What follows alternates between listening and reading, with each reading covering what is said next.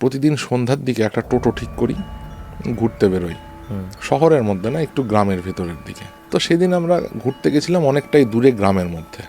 শীতের রাত, চারদিকে কুয়াশা। অনেকটা দূরে রাস্তা দিয়ে সামনে দুটো লোক হেঁটে যাচ্ছে, একবার বাম দিকে বেশি হালছে, একবার ডান দিকে বেশি হালছে। এই বলতে বলতেই লোকগুলো হঠাৎ করে উধাও।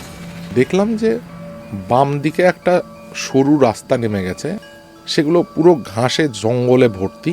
একটা বাড়ি আছে, 3 তলা বাড়ি। ফোনের আলোটাও এতটাও শক্তিশালী নয় যে কি আছে দেখা যাবে, অনেকটা দূরে। আবার টোটোতে রওনা দিলাম।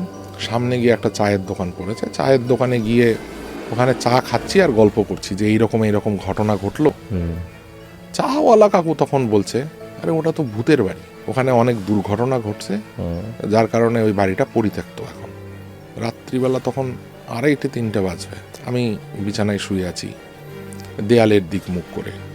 কেউ একজন পোড়া মানুষ আমার বুকের উপর উঠে গলা টিপে ধরছে। মানে প্রেতকথার ঘটনা কালেক্ট করতে গিয়ে মাঝে মধ্যে যে নিজেকেও বিপদে পড়তে হয়, তার জ্বলন্ত প্রমাণ আমি।